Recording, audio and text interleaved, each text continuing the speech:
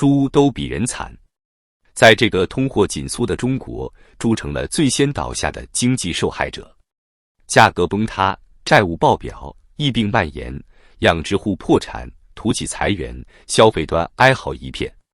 没人想到，曾被视为刚需的猪肉，竟也能跌到比白菜还便宜的地步。10月的中国生猪市场正在经历一场撕心裂肺的死亡循环。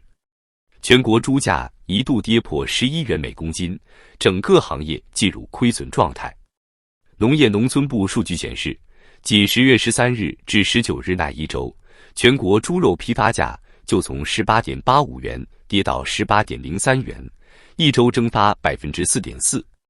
与中秋节前相比，跌幅高达 6.6%。你没看错，这是在中国经济全面下行、居民收入下降的当下，唯一还在通缩的行业。猪价一跌再跌，跌穿了农户的成本线。屠宰场关门，猪场甩卖，生猪市场哀鸿遍野。据中国养猪网统计，10月17日，外3元猪价仅 11.17 元每公斤，创下年内最低。澎湃新闻称，10月中旬数日间，生猪价格连续跌破11元大关。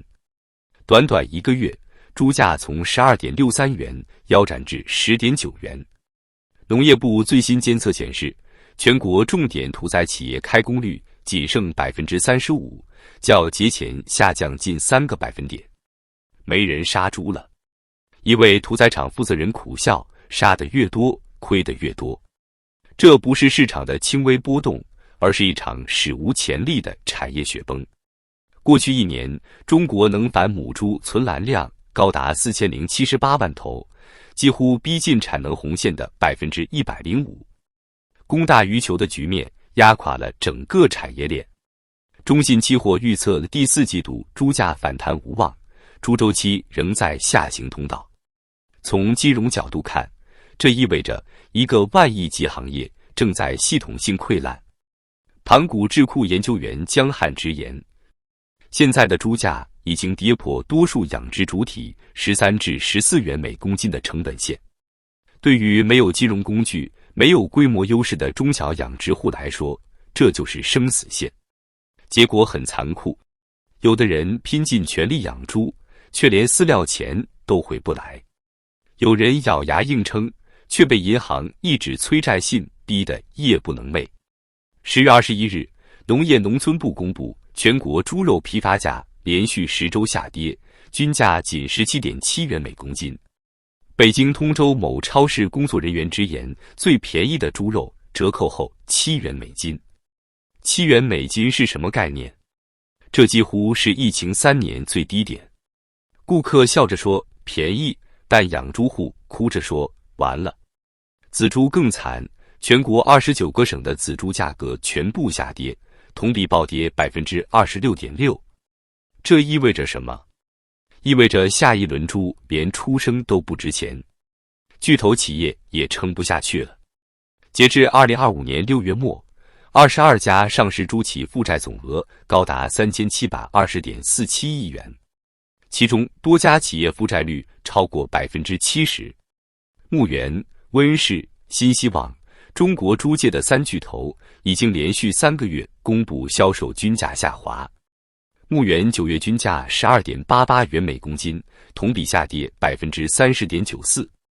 温氏 13.18 元每公斤，下跌 30.81%。新希望 12.89 元每公斤，下跌 31.47%。3家口径一致，主要受行情下跌影响，但背后是资金链紧绷、融资收紧、银行抽贷的致命组合拳。一位业内人士说得更直接，他们在硬抗，用低价抛售换现金，再不回笼资金就要爆。市场传出，北京9月召开了所谓生猪产能调控企业座谈会，25家头部集团齐聚。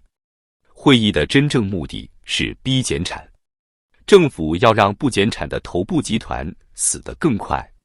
河南收猪商王先生透露，这不是市场竞争，而是政策驱动的淘汰赛，永远是大吃小，小吃散。王先生预言，年底前还会倒掉5家8家大企业。换句话说，这是一场由政策、债务、市场共同主导的屠宰，屠的不是猪，是人。更可怕的是，肉价跌破底线的同时，疫病正在爆发。现在非洲猪瘟卷土重来，病毒一直在猪场里潜伏，现在天气变冷，最容易爆发。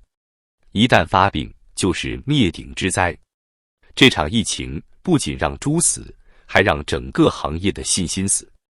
与此同时，一种叫盖塔病毒的新威胁正在蔓延。9月起，广东、福建、江西、河南、四川5省猪场出现大面积感染，江西部分猪场阳性率高达 95.65%， 仔猪死亡率高达 80%。这些地区正是中国的生猪主产区，占全国出栏量的 35%。一旦感染蔓延，全国1/3的猪可能全军覆没。中国养猪业的暴富神话正在以更快的速度崩塌。从2023年底开始，全国生猪价格一路狂泻，从每公斤18元跌到10元以下，跌破了几乎所有大型猪企的成本线。牧原股份、温氏股份、新希望六合，这些过去在 A 股被称为养猪毛的巨头，如今也陷入亏损泥潭。数据显示，仅2024年全年，牧原股份亏损高达134亿元，温氏股份亏损79亿元，而中小养殖户更是被连根拔起。农业农村部公布的数据显示，全国生猪养殖场户数量较高峰时减少了 35% 以上，约有70万家小型猪场被迫关停。债务链条的断裂像病毒一样蔓延。为了扩张产能，这些企业在过去几年疯狂举债盖猪舍、买饲料、扩地建厂。现在猪价崩盘，资金链断裂，银行抽贷、信托追债，几乎成了集体噩梦。最典型的是河南南阳某养殖集团，负债高达42亿元，被爆出老板跑路、猪场空置、员工2月未发工资，连当地政府都束手无策，只能劝农户自行处理存栏生猪。猪养不下去了，赔得比死还难受。在黑龙江双鸭山，一位农户对记者哭诉，他去年贷款300万盖猪舍，如今猪价跌到8块1斤，卖一头猪亏300。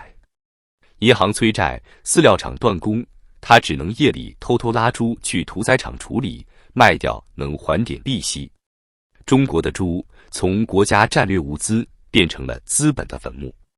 更讽刺的是，国家发改委曾在2024年初号称将加强猪周期调控，稳定市场价格，但市场的恐慌、企业的崩盘、农户的绝望，却没人能真正挽回。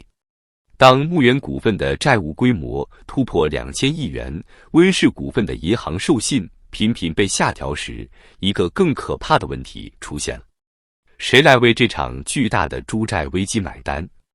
过去10年，中国的养殖业繁荣，不是因为市场，而是因为政府补贴。地方财政以产业扶贫、乡村振兴为名，向养殖大户提供贴息贷款、建设补助、种猪补贴。然而，当2024年财政收入断崖式下跌，地方政府连公务员工资都发不出来时，这些补贴也彻底断了。以四川为例，2024年生猪养殖专项补贴从2022年的120亿元锐减到30亿元，下降 75%。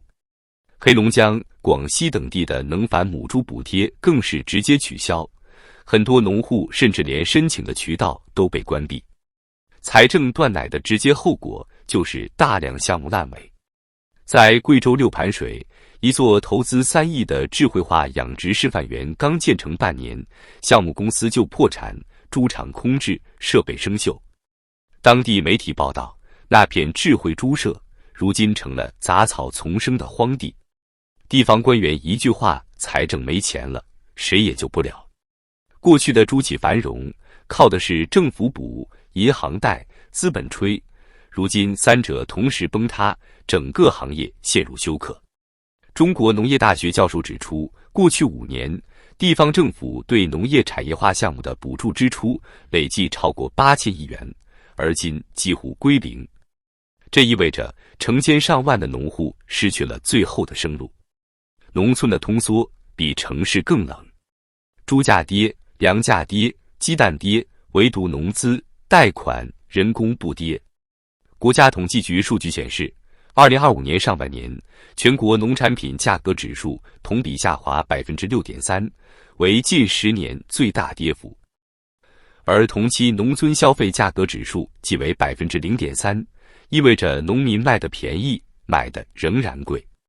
在通缩中，农村开始空心化，青壮年返乡无业，老年人守着荒田。曾经养猪致富的村庄，如今变成弃猪村、空心村。在江西宜春，一个曾被央视报道为养猪样板村的地方，如今只剩下一户老人看守着空猪舍。猪死了，钱也没了，孩子都出去打工。那位老人指着一排破旧的猪栏，叹息着说，那时候都说乡村振兴，现在只剩债。更深层的危机是农村金融系统的震荡。农信社坏账率飙升，农村商业银行呆账比例超过 5%， 远高于全国平均水平。部分地区甚至出现了集体挤兑苗头。而在社会层面，农村的破产意味着整个中国社会的底层安全网被撕开。从猪到债，从债到人，中国的农村经济正一步步被拖入无声的崩塌。